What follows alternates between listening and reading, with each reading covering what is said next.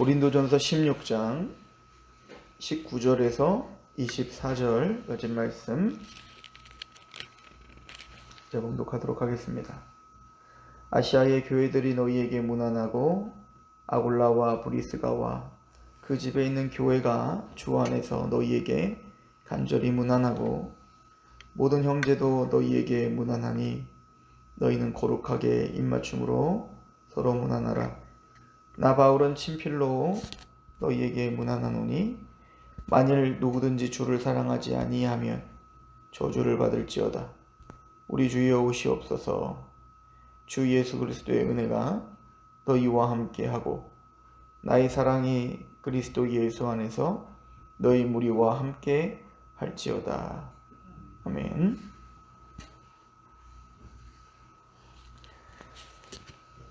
사도 바울은 편지를 마치면서 나 바울이 친필로 너에게 문안한다는 것을 강조합니다. 원래 이제 사도 바울이 보통 부부는 이제 눈이 안 좋고 여러 가지 이유들 때문에 대피를 많이 사용하죠. 그럴 때는 꼭 누가 대피를 했다, 형제 소스데네는 이런 식으로 함께 쓰고 있는데, 그럼에도 불구하고 사도 바울이 친히 직접 친필로 썼을 때는 꼭 표시를 남기죠. 내가 친필로 썼다. 특별히 갈라디아서 6장 11절에는 내 손으로 너희에게 이렇게 큰 글자로 쓴 것을 보라.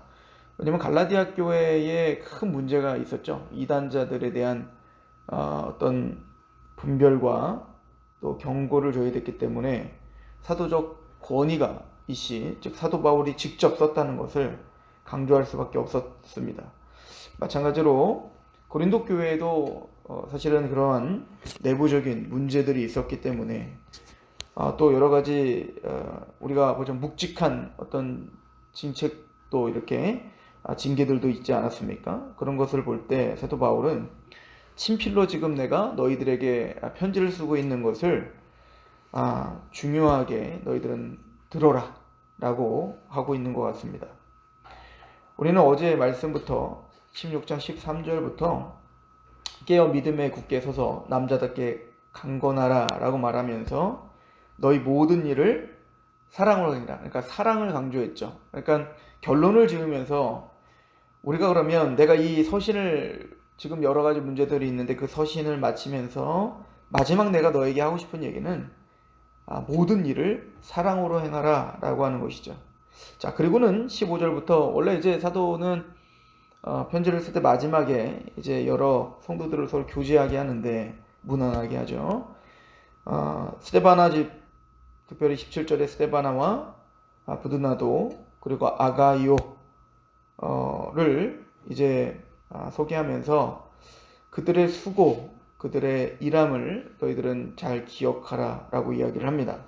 그러니까 이거는 고린도 교회 안에서 빚도 없이 또 이름 없이 그렇게 그 교회를 섬겼던 사람들을 이야기합니다. 그리고는 또 하나를 얘기하는 건 고린도 교회야 그렇게 너희 안에 그렇게 신실하게 정말 사랑으로 너희를 섬겼던 사람들을 좀 기억하고, 또 나아가 교회 바깥에서 아시아의 모든 교회들이 지금 너희를 위해서 기도하고 있다, 이것을 이야기합니다. 그리고는 아골라와 브리스가 그 집에 있는 교회가 주 안에서 너희에게 간절히 문안한다.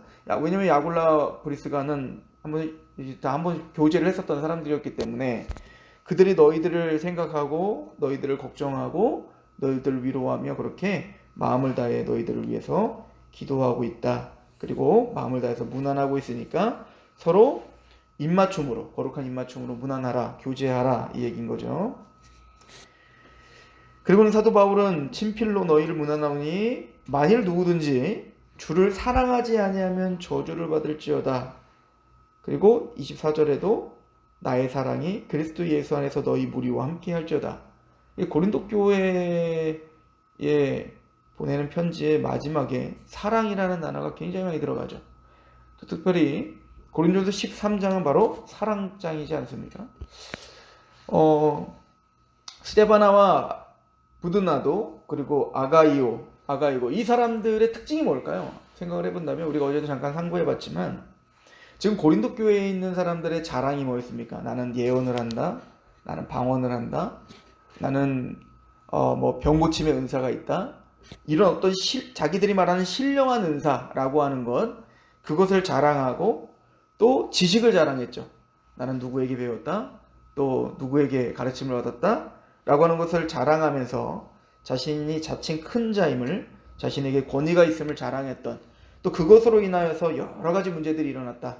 그렇죠? 갈등이 일어났고, 또 교회 안에 음행이랄지, 또 싸움이 일어났는데 이 싸움을 스스로 해결을 못하고 세상 법정까지 가져가는 일들이랄지, 세상에서도 없는 범죄함이 있는데도 그런 것들은 또 눈 감고 자기들의 신앙과 신령한 걸 자랑하지만 실제적인 죄악된 것들은 전혀 보지 못하고 있는 그런 아둔함, 그런 고린도 교회 성도들을 지적을 했습니다. 자, 그러면서 진짜 그러면 사도 바울이 말하는 신앙이라는 건 뭐냐? 진짜 신령한 건 뭐냐? 어떤 것이 있더라도 사랑이 없다면 아무것도 아니다 라고 하면서 사랑이 제일이다 이렇게 말을 했어요. 그리고 스데바나 부드나도 아가이고, 이 사람들의 특징은 뭐냐면 너희들의 부족한 것들을 채웠던 사람들, 즉 이 사람들은 정말 말로 했던 사람들이 아니라 이 사람들은 정말 실질적으로 너희의 필요들을 채우며 묵묵히 너희들을 섬겼던 사람들이다 라고 하는 것을 강조하고 있죠. 그래서 뭐라고 했냐면 18절에 그 세 사람을 얘기하면서 그들이 나와 너희 마음을 시원하게 하였으니 그럼 너희는 이런 사람들을 알아줘야 된다. 이런 사람들을 알아줘야 된다 이거요. 묵묵히 교회를 섬기고 묵묵히 하나님을 섬기고 묵묵히 그들의 필요들을 자신의 것을 내어주며 채워줬던, 그래서 하나님과 모든 교회를 시원하게 해준, 마음을 시원케 한 이런 사람들을 기억해야 된다. 그러면 이런 사랑으로 서로 무난하고 사랑으로 섬기는, 이게 진짜 신령한 것인데, 그리고 사랑은 뭔지 이미 정리가 됐죠? 온유한 것이고 오래 참는 것이고 뭐 악을 기뻐하지 않는 것이고, 이런 사랑, 하나님이 우리에게 주신 사랑이란 말이에요. 그리고는 사도 바울은 좀 강하게 한마디를 합니다. 그게 바로 22절, 만일 누구든지 주를 사랑하지 아니하면 저주를 받을지어다. 굉장히 심각한 얘기인 거죠. 그러니까 모든 신앙, 너희들이 말하는 모든 자랑, 이 한마디에 정리가 되는 거예요. 진짜 주님을 사랑하는가? 이걸 물어보고 있는 거죠. 주님을 정말 사랑하고 있는가? 또한 그 주님을 사랑하지 않는다는 것은 저주를 받을지어다. 이건 구원의 문제요. 이건 우리의 근본의 문제인 겁니다. 주님을 사랑하지 않는다면 주님은 어떻게 했죠? 이미 다 설명을 했죠. 앞쪽에 설명했습니다. 하나님이신 예수께서 이 땅에 육체를 입고 십자가에 죽기까지 복종하시고 자기 몸을 희생하시며 우리를 사랑했다는 것을 정말 귀로 듣고 정말 그걸 믿고 거기에 감격하고 있는 사람이라면 그 주님을 사랑하지 않을 수가 없다. 그 주님을 사랑하지 않는 것 자체가 뭐예요? 저주받을 일이다. 이 얘기인 거죠. 또한 우리가 그렇게 자랑하고 있는 믿음이라는 게 뭐죠? 사도 바울은 갈라디아 교회에 이렇게 설명을 하고 있습니다. 한번 가볼까요? 갈라디아서 5장입니다. 5장 6절에 보면 그리스도 예수 안에서 할례나 무할례나 효력이 없으되 사랑으로서 역사하는 믿음뿐이라. 지금 갈라디아 교회에서도 문제가 생겼지 않습니까? 끊임없이 뭘 할례를 받아라, 뭐 율법을 행하라. 그런데 사도 바울이 말하는 거예요. 그런 율법이나 할례나 무할례나 다 효력이 없다. 그건 아무런 효과가 없다. 그러면 우리에게 있어서 진짜 중요한 건 뭐냐? 사랑으로서 역사하는 믿음뿐이다. 믿음이다 이거야, 믿음. 근데 그 믿음은 사랑으로 역사하는 믿음이다. 즉 첫 번째는 믿음이 생성될 때도 하나님의 사랑이 우리에게 강권되어 믿음이 생기는 거지 우리가 믿는 게 아니에요. 그 사랑에 강권되어 우리가 믿어지는 거죠. 근데 또한 그 사랑은 우리 안에서 성령님이 말할 수 없는 사랑을 우리에게 부어주셔서 그 사랑은 믿음을 더 강하게 하는데요. 또 그 믿음은 사랑으로 역사하는 거예요. 즉 사랑의 열매를 맺을 수밖에 없게 하는 믿음이에요. 이게 살아있는 믿음이고 이게 참된 믿음이죠. 7절에 너희가 다름질을 잘하더니 누가 너희를 막아 진리를 순종하지 못하게 하는가? 사랑으로 역사하는 믿음이 있다면 어찌 진리에 순종하지 못할 수가 있겠는가? 그 믿음이 어찌 하나님을 보지 못하게 하고 십자가를 믿지 못하게 하고 그 믿음이 어찌 너를 순종하지 못하게 하겠는가? 그건 사랑으로 역사하는 믿음이 아니죠. 그리고는 8절은 말합니다. 그 권면은 너희를 부르신 이에게 난 것이 아니니라. 적은 누룩이 온 땅에 퍼지느니라. 그러니까 사랑으로 역사, 참된 믿음, 참된 진리, 하나님께 나오는 것은 순종하게 만드는 믿음이에요. 그런데 그런 순종이 없어요? 그거는 하나님께로 온 게 아니다 이거예요. 적은 누룩이 온 땅에 퍼지느니라. 나는 너희가 아무 다른 마음을 품지 아니하는 줄을 주 안에서 확신하노라. 그러나 너희를 요동하게 하는 자는 누구든지 심판을 받으리. 참된 진리, 참된 믿음, 참된 복음을 전하지 않는 자는 심판을 받을 것이고 저주를 받을 것이고. 왜? 우리에게 있는 믿음은 사랑으로 역사하는 믿음이요, 사랑의 열매를 맺는 믿음이기 때문에 그렇습니다.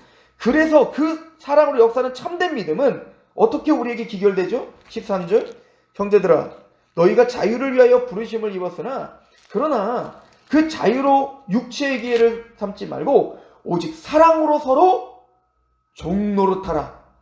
그 믿음은 사랑으로 생길 뿐만 아니라 서로 종노릇하게 하는 믿음이에요. 이게 갈라디아서가 말하는 겁니다. 갈라디아서가 율법이 아니라 믿음으로 구원받습니다. 얼마나 강조합니까? 그게 중심 주제 아니에요? 근데 그 믿음은 뭐죠? 사랑으로 역사하는 믿음이에요. 하나님의 사랑으로 강권되며 그 사랑의 열매를 맺으며 서로 종노릇하게 하는. 맞아요. 우린 자유인이에요. 해방됐어요. 그러나 그 자유를 육체의 욕심의 기회로 삼지 않는 거예요. 그 사랑으로 서로 종노릇하게 하고 기쁨으로 서로 섬기게 합니다. 14절, 온 율법은 내 이웃 사랑하기를 내 자신과 같이 하라 하심 한 말씀에 이루어졌나니 만일 서로 물고 먹으면 피차 멸망할까 조심하라. 사도 바울은 이 신학이 있었어요. 고린도 교회에게 말을 하고 있는 것입니다. 만일 누구든지 주를 사랑하지 아니하면 저주를 받을지어다. 왜? 그게 근간이에요.